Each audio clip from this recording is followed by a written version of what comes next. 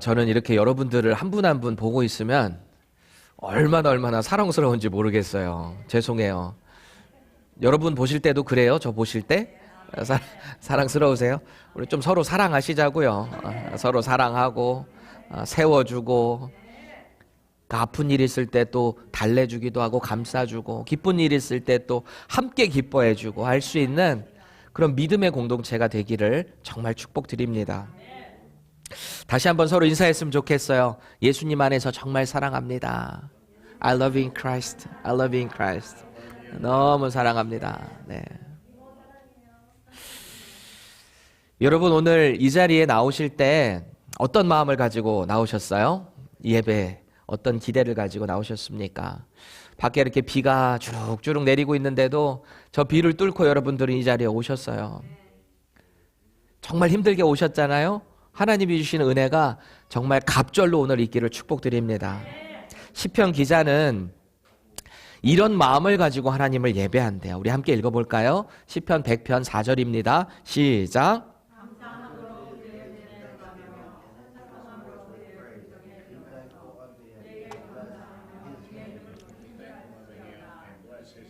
아멘. 이 예배자는요, 우리의 예배를 받으시는 그 하나님께 감사함을 가지고 송축을 해야 된대요. 감사함을 가지고. 그렇죠. 우리가 그냥 이 자리에 앉아 있는 게 아니라 감사함을 가지고 우리의 예배를 받으시는 그 하나님께 송축해야 된대요.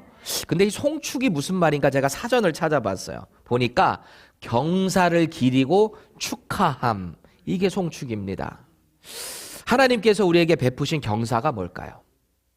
우리에게 베푸신 경사, 우리 인생의 경사, 예수 그리스도를 통해서 우리에게 구원을 허락하신 것, 그분을 통해서 우리가 하나님과 영원히 함께 살 수 있는 것, 그게 경사죠. 그래서 그 경사를 날마다 기리는 거예요. 예배 가운데 감사함으로 하나님께 나아가는 것입니다. 저와 여러분들의 예배가 그렇게 되기를 축복드립니다. 연초에 있었던 신년 특별 새벽 기도회가 아주 뜨겁게 은혜 가운데 진행이 됐어요. 한 권사님이 저한테 그러세요. 목사님, 이러다가 첫사랑이 회복되겠어요, 이러는 거예요. 갑자기 웬 첫사랑 얘기하나 그러실 텐데, 주님을 처음 만났을 때 그 믿음, 그 뜨거운 신앙, 이게 회복될 것 같아요, 그러시는 거예요. 여러분 예배 가운데 정말 그런 은혜가 있기를 원합니다. 그 은혜를 가지고 살아가면 행복감이 날마다 넘치지 않을까요? 신앙생활이 즐거울 거 아니에요? 행복한 거잖아요. 저는 어렸을 때 부모님을 따라서 기도원을 참 많이 끌려갔던 것 같아요. 그러니까 늘 끌려다니는 신앙이었던 것 같은데, 그래서 제가 이렇게 부흥사님들을 이렇게 쭉 보다 보면은 공통점이 있더라고요. 무슨 공통점이 있나? 크게 세 가지를 보니까, 첫 번째는 부흥사마다 항상 이거를 많이 강조하세요. 뭐냐면 아멘, 아멘 하세요. 아멘, 뭐 얘기하면 아멘, 아멘, 강조를 그렇게 많이 하세요. 그리고 두 번째 뭐 강조하나 이렇게 보니까 헌금하라고 이렇게 많이들 강조했던 것 같아요. 뭐 건축을 한다 그러면 건축 헌금, 뭐 작정 헌금. 물론 그때 당시에는 정말 믿음으로 하나님께 감사함으로 드리는 그 헌금을 많이 독려를 했던 것 같아요. 그리고 세 번째 뭘 강조했나 가만히 보니까 믿음을 그렇게 많이 강조했던 것 같아요. 그래서 이런 말 많이 해요. 믿습니까? 믿습니까? 그러면 아멘. 경상도 분들 막 이게 또 이게 리듬 타면 믿습니까? 막 이러잖아요. 그러면 아멘, 아멘. 조금 조용하다 싶으면 또 믿습니까? 아멘. 아멘 하면 그런 소리 나면 얼마나 또 설교하기가 힘이 날까 싶어요. 저는 오늘 이 믿습니까 하는 믿음에 대해서 좀 이야기를 해보려고 합니다. 믿음. 하나님은 어떤 믿음을 우리에게 요구하시는가? 우리가 드리는 예배 가운데 하나님은 어떤 믿음을 우리에게 원하고 계시는가? 오늘 본문을 이렇게 쭉 살펴보면 예수님께서 이 귀신 들린 그 아들의 병을 고쳐달라고 애원하는 그 아버지의 기도를 들어주세요. 그 응답을 해주세요. 그래서 그 아들의 귀신을 내쫓아 주십니다. 그런데 이건 귀신 쫓는 어떤 공식이나 방법에 대해서 예수님께서 보여주시는 건 아니에요. 예수님은 이 모습을 통해서 이 땅에 우리 눈에 보이지 않는 그런 영적인 악한 존재가 있다라는 것을 증명하고 계시는 것 같아요. 동시에 그 전쟁에서 승리하기 위해서는 어떤 믿음이 필요한가 우리에게 말씀을 하고 계신 것입니다. 여러분들께 제가 질문 하나 드릴게요. 믿음이라는 게 우리 눈에 보일까요? 안 보일까요?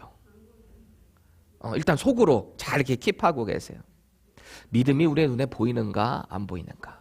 뭐 각자 나름대로의 그 답변이 있으실 텐데 잠깐 킵하고 계세요. 조금 이따가 함께 나누도록 하겠습니다. 오늘 본문의 내용을 쭉 살펴보면 예수님은 이 12제자 중에서도 특별히 베드로와 요한과 야고보 이 세 명을 데리고 높은 산에 오르셨어요. 이 본문에 있기 전의 내용이. 그리고 이들을 따라 나선 그 높은 산에서 예수님의 모습이 변형되는 그런 초자연적인 사건이 있었거든요. 마가복음 9장 3절 보세요.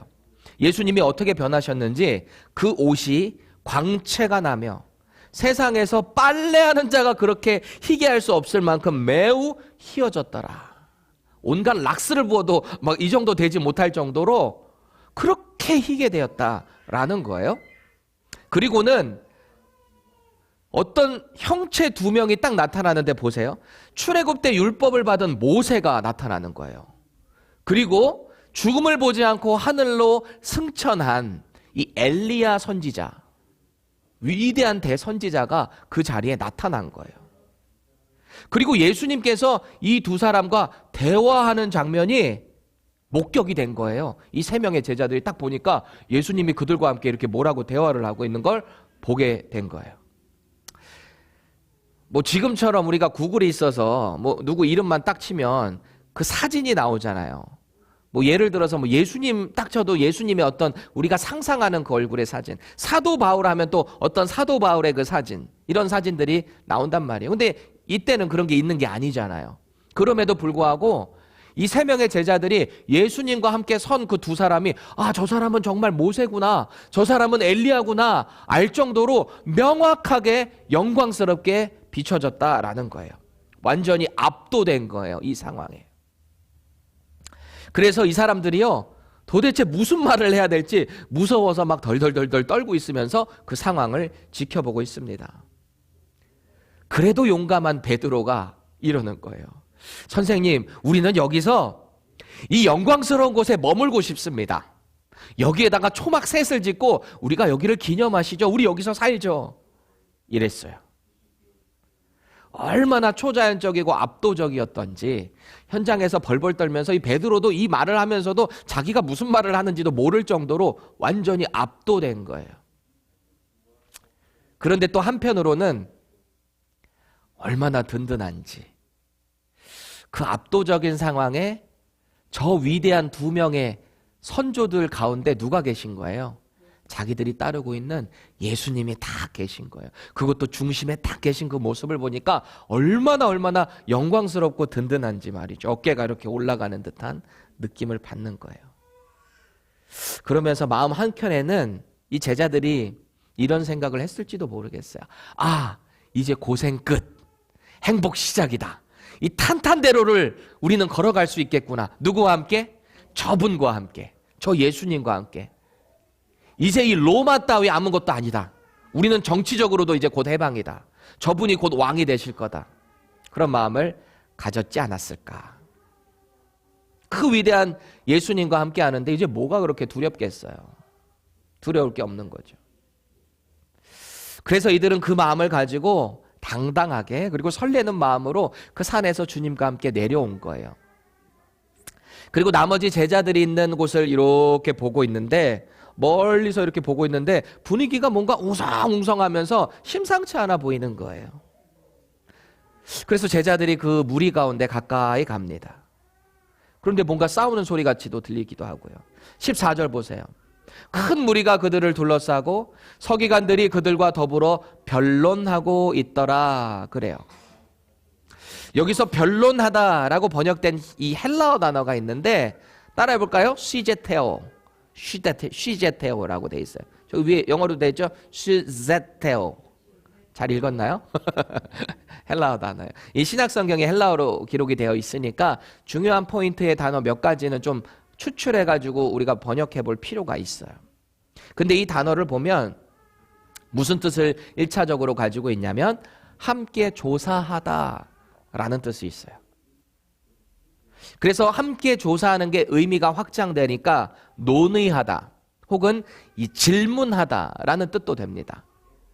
그런데 여기서 한 발자국 더 나가서 이 단어를 보게 되면요, 헐뜯다, 싸우다라는 뜻도 나아갈 수 있어요. 그래서 이게 대학원이나 이런 데서 어떤 주제를 놓고서 이렇게 디베이트하는 정도가 아니고 논의하고 거기에 대해서 질의하고 거기서 의견을 논쟁하는 정도가 아니라 여기는 약간 이 NIV로 보면 arguing이라고 이야기하고 있어요. 나머지 제자들이 이 무리 가운데 둘러싸여 가지고 arguing을 하고 있는 장면인 거예요. 그리고 보니까 그 안에 서기관들 그리고 율법에 정통한 그 사람들이 이 제자들을 향해서 계속 arguing하고 있는 장면인 거예요. 그리고 오늘 본문의 정황을 이렇게 쭉 살펴보면은 제자들의 변론이 뭔가 심상치 않았던 거예요. 이게 뭔가 이렇게 신통하지 않았던 것 같아요. 그때 예수님이 나타나신 거죠. 그 현장 가운데. 그러자 15절에 보시면은 제자들을 포함한 온 무리가 이제 시선이 예수님께로 바뀌는 거예요. 제자들의 마음이 어땠을까? 그곳에 남아 있었던 제자들. 거기서 arguing 당하고 있는 그 제자들의 마음 어땠을까요? 아, 이 변론 참 힘들었는데 뭐라고 딱 답변하기도 어려웠는데 아, 주님 잘 오셨다. 이런 마음이 있었겠죠.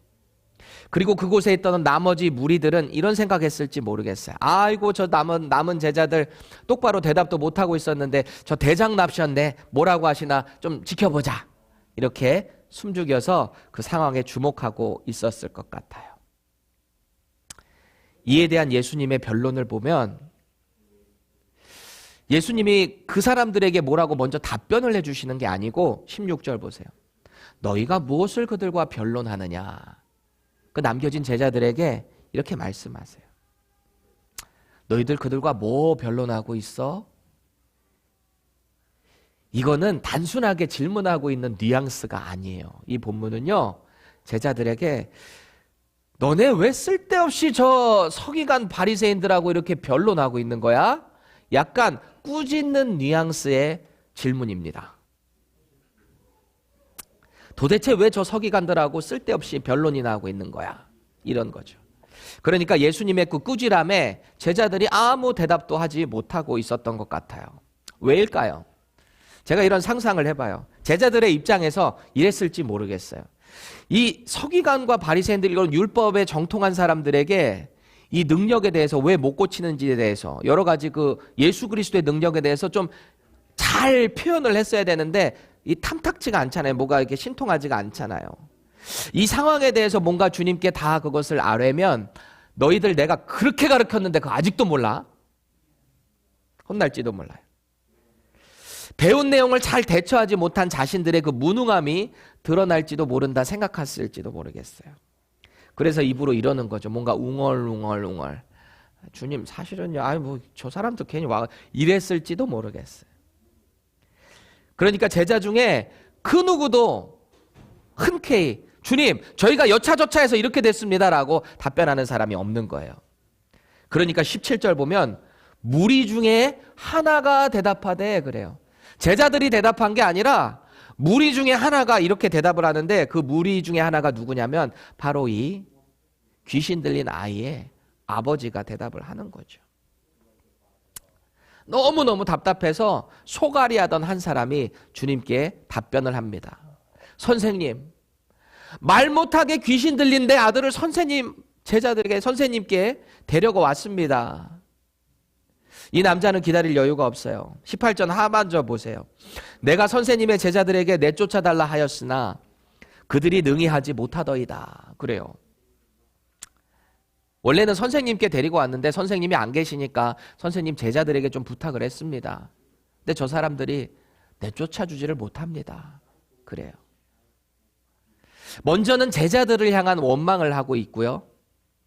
다른 감정으론 드디어 저 사람들의 스승이신 예수님만은 정말 고쳐주실 수 있을 거야. 약간 안도감? 그런 마음이 들었댔던 것 같아요. 하소연하고 있는 거죠. 조금 생동감을 살려서 19절 말씀을 현대인의 성경으로 볼게요. 그러자 예수님은 믿음이 없는 세대야. 내가 언제까지 너희와 함께 있어야 하겠느냐? 너희를 보고 내가 언제까지 참아야 하겠느냐? 아이를 이리 데려오거라. 그렇게 말씀하시는 거예요.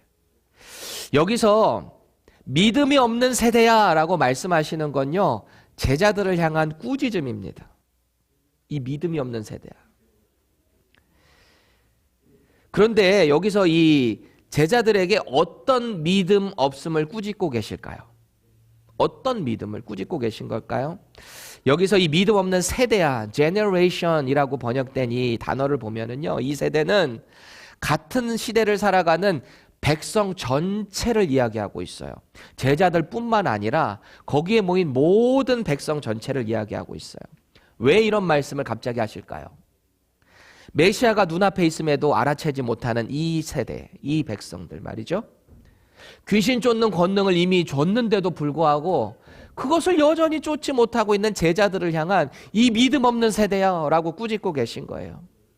그 제자들을 향한 예수님의 한탄인 거예요. 제가 여러분들께 질문 하나 드릴게요. 여러분, 귀신은 존재합니까, 실제로? 존재해요? 성경이 증언하고 있기 때문에 귀신은 실제로 있어요. 있어요. 제가 신대원 3년 차일 때 한국에서 전도사였을 때인데, 아버지가 섬기시던 교회가 이천 장원의 완전 시골에 있었어요. 지금도 여전히 목회하시고 계신, 올해 이제 은퇴하십니다. 근데 그 교회는 이렇게 교회 하나 딱 세워져 있고 사면이 논이에요. 그러니까 이제 서울이나 이런 이제 그런 곳에서 살던 돈 좀 있거나 혹은 연세 많이 드신 분들, 그런 분들이 좀 이렇게 요양차 오시기도 하는 장소이기도 합니다. 공기가 좋고 이천이 또 쌀 맛있잖아요. 근데 제가 그때 당시에 아버지 교회를 방문을 했는데 20살밖에 안 된 자매 하나가 민지라는 자매였어요. 이 민지라는 아이가 그 20살밖에 안 됐는데도 희귀암 판정을 받아가지고 이제 얼마 살지를 못한대요. 그러니까 아버지가 중령 출신이셨는데 전역하시고 딸을 데리고 그곳에 와서 사시는 거예요. 그래서 그 아이가 교회를 나와서, 제가 또 그때 청년을 같이 섬겼었으니까 신방도 하고 기도도 해줬어요. 그리고 저는 또 이제 신학교를 가야 되니까 왔다 갔다 했었는데 어느 날 전화가 왔어요. 이 민지라는 아이에게 귀신이 들렸다는 거예요. 귀신이. 그래서 그 귀신이 어떻게 역사를 했나 보니까 일주일 내내 아무것도 못 먹게 하고 잠도 안 재워요. 한숨도 잠을 안 자는 거예요. 일주일 동안. 아무것도 안 먹고.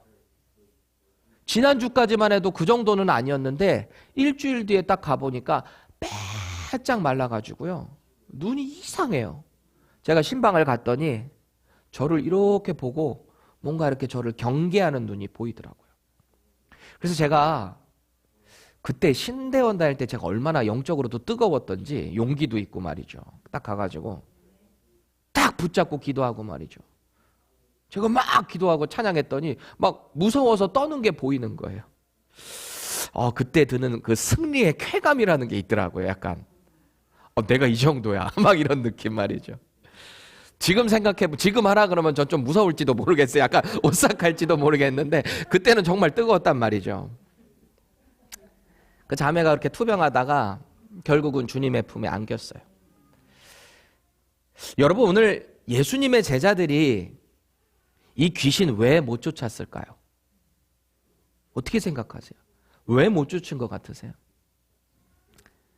이전 귀신보다 좀 더 센 귀신이어서 그랬을까요?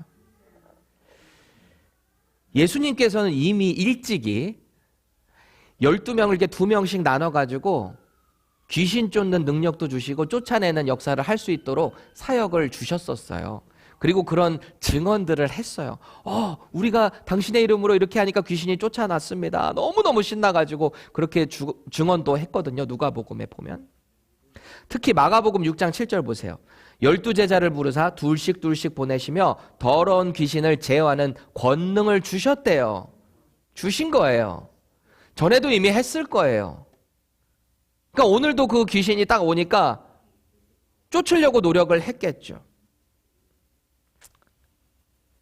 예수의 이름으로 떠나가라. 막 여러 가지 방법을 했을 거 아니에요. 안 나가네.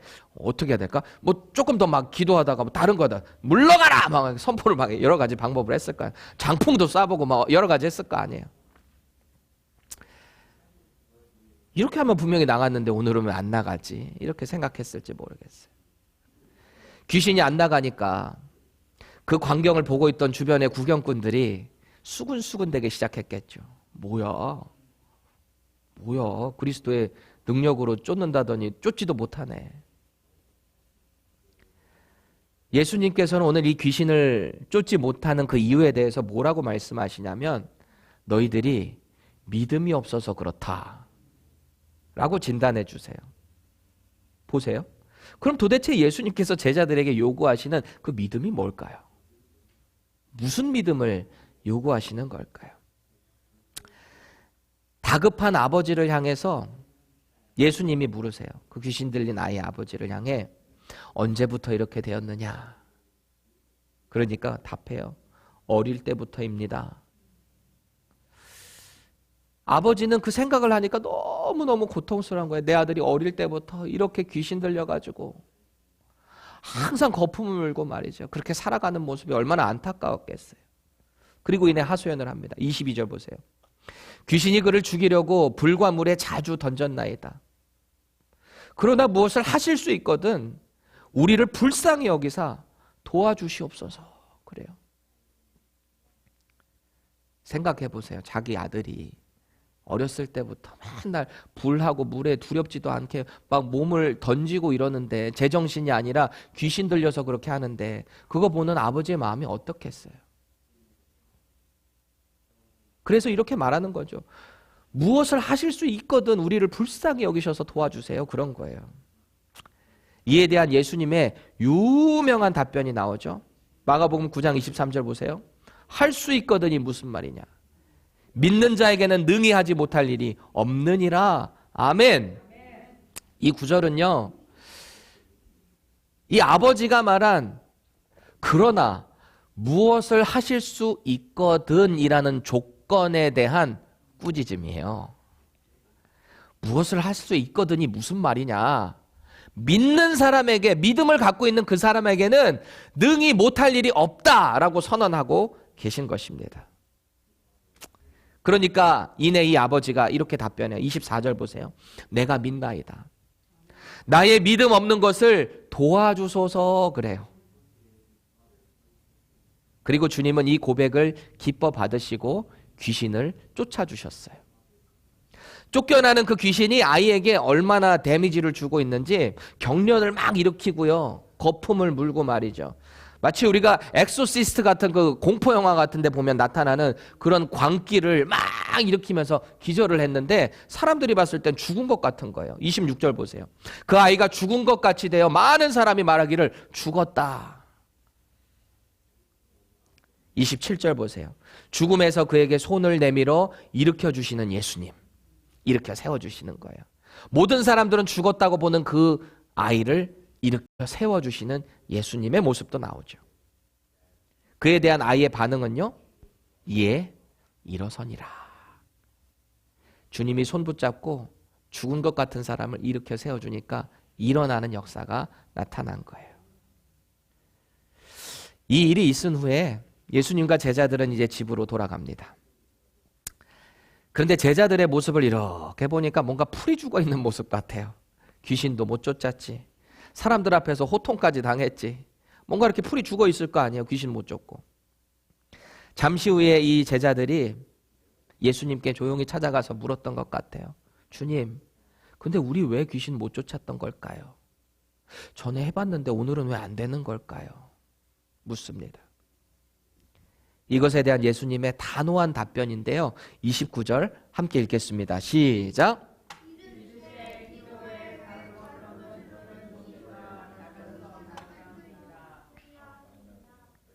여러분들 이 말씀 보면서 무슨 마음이 드세요?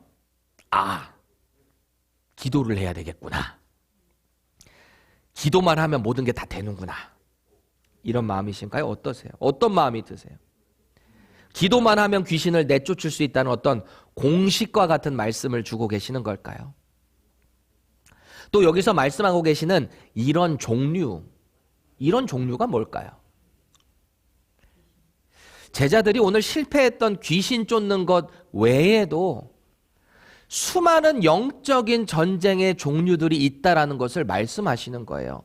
비단 이 귀신 쫓는 것뿐만이 아니라 이 전쟁에서 승리하기 위해서는 반드시 기도를 통해서 해야 된다라고 말씀하고 계세요. 이 본문이 성경의 다른 사본에 보면은 기도와 금식도 들어가 있습니다. 그래서 뉴 킹 제임스 버전을 보면은 This kind can come out by nothing but prayer and fasting. fasting이 들어가 있어요. 그 킹 제임스 버전은 fasting 들어가 있잖아요. 기도와 금식이라는 것은요, 모두 하나님을 전적으로 신뢰하는 믿음을 가지고 나가는 거예요. 기도나 금식의 행위자가 내가 되면 안 되는 거예요. 그 기도를 받으시는 그 하나님이 주체자가 되는 것이 바로 기도와 금식입니다. 그런데 이걸 오해하는 사람이 참 많아요.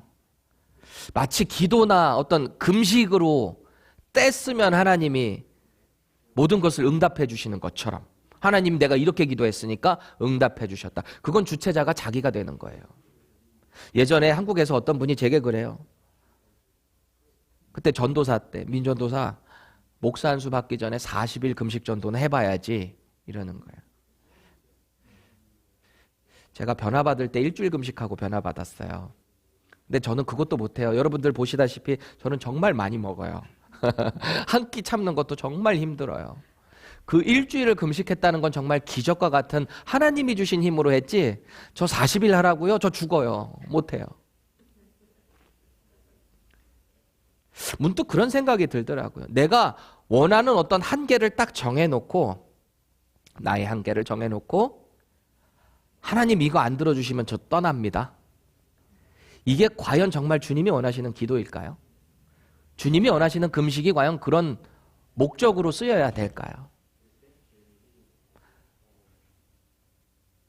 마치 하나님을 시험하면 우리의 모든 기도에 하나님이 응답해 주셔야 하는 것처럼 착각할 때가 참 많습니다. 물론 우리의 어떤 소망 가운데, 간절한 기도 가운데 하나님이 우리를 긍휼히 여겨서 응답을 해 주실 수 있어요. 그런데 그게 주체자가 자꾸 우리가 되기 시작할 때 영적인 교만으로 가기 시작한다는 것을 꼭 기억해야 합니다. 하나님께서 과연 기도를 우리의 소원 정도 아래는 용도로 허락하셨을까요? 그럼 기도는 어떻게 해야 될까요? 어떤 기도가 이런 종류의 능력을 행할 수 있는 기도일까요? 그래서 예수님께서 제자들에게 산상수훈이라 그러잖아요. 산중에서 가르침을 주셨다. 마태복음 5장, 6장, 7장 나오는 내용. 그 6장에 보면은 너희들은 이렇게 기도를 해라 라고 샘플 주셨죠. 우리가 앞서 부른 찬양, 주기도문이잖아요. 여러분들 주기도문을 대할 때 어떻게 대하고 계세요? 뭔가 달달달달 외우면 능력이 나가는 것처럼 어떤 템플릿으로 외우고 계신가요? 이거는 그냥 달달 외우라고 주신 주문이 아닙니다. 제가 중학교 3학년 때 아버지가 그때 개척하셨거든요. 중3 때. 서울에서 송파에서 개척을 하시고 아들들이 하도 문제를 일으키니까 이제 안양으로 이사를 가셔서 거기다가 또 개척을 하셨어요. 그래서 그때는 2층이었군요. 교회에서 예배를 드리고 수요 예배였던 기억이 나는데, 그날 교복을 입고 수요 저녁 예배에 올라갔다가 저 혼자 이렇게 내려왔어요. 교회 밖을 딱 나왔는데 경찰 2명이 저를 갑자기 탁 잡는 거예요. 야, 너 일로 와봐, 일로 와봐 이래요. 그러더니 저한테 그래요. 너 담배 가지고 있지? 이러는 거예요. 중학교 3학년인데 담배 가지고 있지 그래요. 그래서 제가 그랬어요. 아니 없어요, 저 없어요. 저 지금 여기서 교회 예배 끝나고 내려온 거예요. 그랬거든요. 그랬더니 대뜸 한 경찰이 저한테 그래요. 그럼 너 주기도문 외울 줄 알아? 그러는 거예요. 그 길거리에서 뭐 하는 짓이에요? 그거 왜 물어봐요, 그거를? 그래서 제가 외웠을까요? 못 외웠을까요? 저는 어렸을 때부터 스파르타 훈련을 받은 사람이에요. 뭐 그때 당시 주기도문, 사도신경 뭐 별의별 거 다 외웠었어요. 그래서 경찰 둘 딱 세워놓고 제가 그랬죠. 하늘에 계신 우리 아버지여, 이름이 거룩히 여김을 받으시오며 나라의 임하옵시며 뜻이 하늘에서 이룬 것 같이 땅에서. 제가 다 외웠어요. 그랬다 경찰이 다 이렇게 듣더니 교회 다니는 거 맞네? 가? 이러는 거예요. 여러분, 제 주머니에 담배가 있었을까요? 없었을까요? 그건 여러분들 상상에 맡길게요. 여러분, 과연 주기도문만 외우면 능력이 나타나는 건가요? 주기도만 그것만 외우면 좀 신실한 사람인가요? 그거 하라고 주신 건 아닐 거 아니에요, 예수님이. 예수님께서는 앞선 이 기도의 샘플을 알려주신 후에 유명한 말씀을 하셨어요. 마태복음 6장 31절에서 33절 다 같이 함께 읽겠습니다. 시작.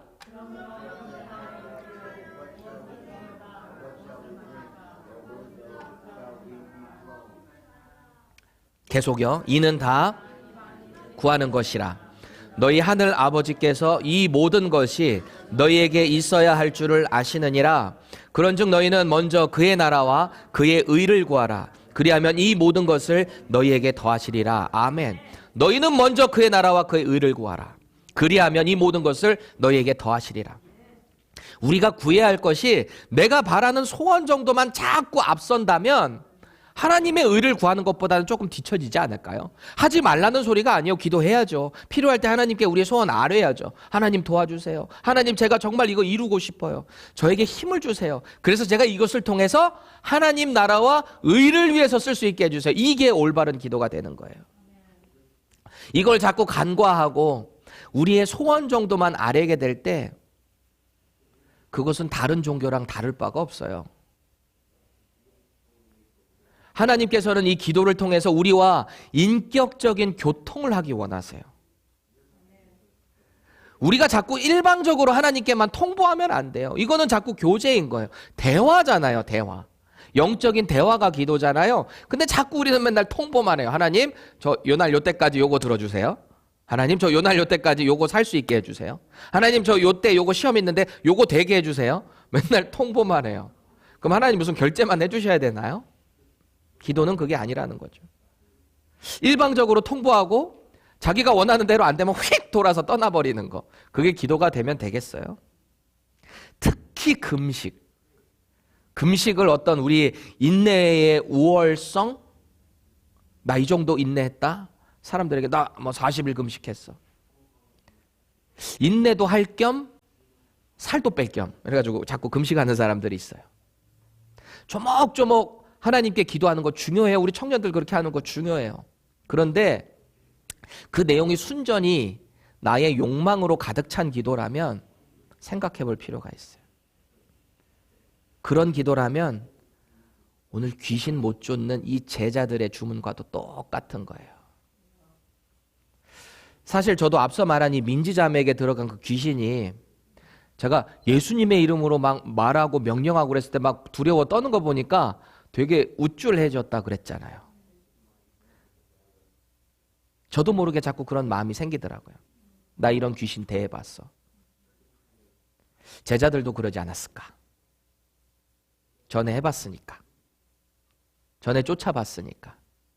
아, 이렇게 하면 될 거야 라고 하는 어떤 경험이, 자기의 생각이 그 능력 행함 가운데 나타나지 않았을까 싶어요. 이쯤이야 내 경험, 지혜로 할 수 있다라는 거죠.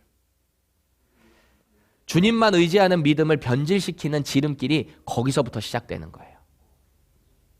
겉으로는 주님을 의지하는 척하지만 우리의 마음속 깊은 곳에는 나의 힘과 어떤 나의 경험을 가지고 우리가 하는 사역, 학업, 비즈니스, 신앙생활을 자꾸 그렇게 끌고 가기 시작할 때 영적인 나락을 경험하게 될 것입니다.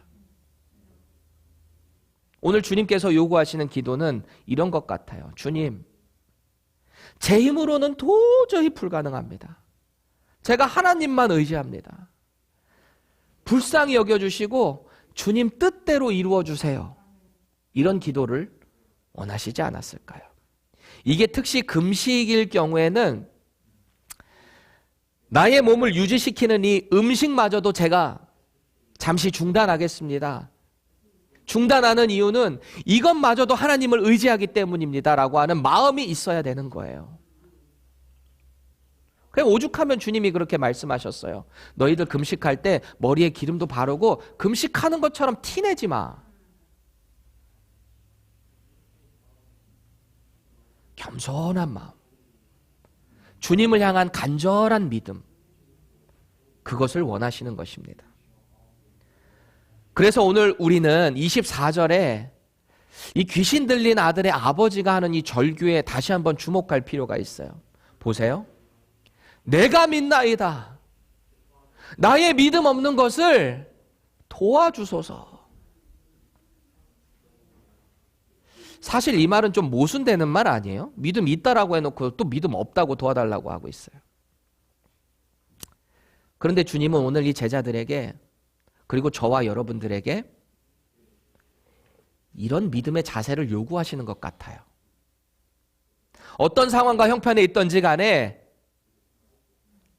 우리의 연약함을 주님 앞에 먼저 인정할 수 있기를 바랍니다.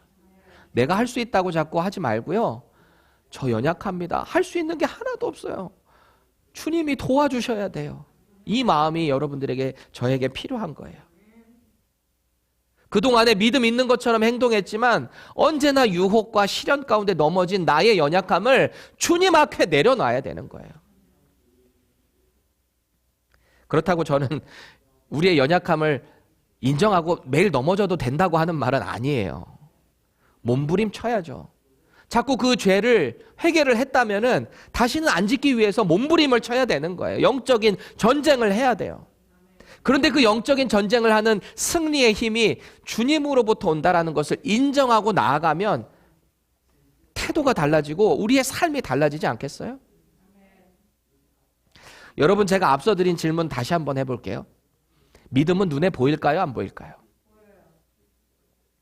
왜 보인다고 생각하시죠? 우리 정 집사님? 아멘. 믿음으로 내 행동이 바뀌어지니까 라고 대답해 주셨어요. 원론적으로 보면 이 질문에 대한 대답은요, 믿음은 우리 눈에 보이지 않죠. 원론적으로 따지면. 사실 우리의 믿음, 저와 여러분들의 믿음은 하나님만 아세요. 저랑 가장 가까이 있는 제 아내도 저의 믿음에 대해서 정확히 몰라요. 그렇잖아요. 제 믿음, 이 안에 꽁꽁 숨겨져 있는 이 믿음은 오직 하나님만 아시는 거예요. 그럼 하나님 빼고는 누가 가장 잘 알까요? 자기 자신이에요. 내 자신이 가장 잘 알아요. 내 믿음이 가식인지 진짜인지 나 자신이 가장 잘 알지 않겠어요? 그런데 이 믿음은 우리 눈에 보여지기도 합니다. 정 집사님 말씀하신 것처럼. 왜일까요? 오늘 주님께서 의심 섞인 이 귀신 들린 아버지의 믿음에 확신을 심어주셨거든요. 그리고 그 믿음은 능력의 역사로 그 현장에 있었던 모든 사람들에게 보여졌어요. 드러난 거예요, 그 믿음이. 믿는 자들에게는 능치 못함이 없다. 주님, 저를 불쌍히 여겨주세요. 제가 믿음이 없습니다. 그런데 제가 믿을 수 있도록 도와주세요. 그 믿음에 주님이 병을 고쳐주셨고 그 믿음의 역사가 주변에 있는 모든 사람들에게 드러났다라는 것입니다. 믿음은 그런 거예요. 제가 좋아하는 찬양 중에 이런 가사가 있어요. 주의 보좌로 나아갈 때에 나 여전히 부족하나 나를 구원한 주의 그 사랑 그것을 믿으며 가네. 자격 없는 내 힘이 아닌 오직 예수님의 보혈로. 그래요. 저는 이 찬양 제목이 주의 보좌로 나아갈 때인 줄 알았어요. 원래 첫 가사 따고서 제목을 많이 하니까. 그런데 제가 이 제목을 검색하다가 깜짝 놀랐어요. 제목을 보니까 예수 피를 힘입어입니다. 제목이 엄청 강렬하지 않아요? 예수 피를 힘입어. 세상 그 어떤 것으로도 해결할 수 없었던 우리의 그 구원을 예수의 피로 해결하신 것입니다. 우리는 바로 그 예수 그리스도의 피를 힘입을 때 우리의 믿음이 되살아나는 것입니다. 자꾸 습관적이고 형식적인 우리의 신앙생활을 오늘 다시 한번 능력 있게 일으켜 세워주시는 것, 그것이 바로 예수 그리스도의 십자가의 보혈인 것입니다. 도저히 해결되지 않을 것 같은 문제 가운데 있으세요? 어떠세요? 의지적으로 내가 도저히 바꿔보려고 노력하는데 결코 바뀌어지지 않는 우리의 삶의 모습은 어떤 것인가요? 다시 돌이킬 수 없을 만큼 신앙생활이 얼마나 식어졌는지, 습관적으로 변해버렸는지, 주님을 처음 만났을 때 그 뜨거운 열정이 사라진 지 언제인지 기억도 안 나요. 혹시 그러신가요? 우리의 죄를 위해서 십자가에 달리신 그 예수 그리스도 앞으로 나아가세요. 그 십자가 앞으로 나아가세요. 그리고 그분의 피 묻은 손을 붙잡으세요. 그러고 다시 일어서는 거예요. 이게 바로 저와 여러분들에게 원하시는 믿음인 거예요. 자격 없는 우리를 사용하시는 그 하나님의 은혜 기억하세요. 내가 가진 지식, 능력, 명예, 경험이 아니에요. 예수님의 보혈로 할 수 있는 거예요. 그때 우리는 힘있게 능력있게 우리의 믿음을 세상 가운데 드러나게 될 것입니다. 그게 바로 주님이 오늘 저와 여러분들에게 원하시는 믿음입니다. 우리 잠시 기도하겠습니다.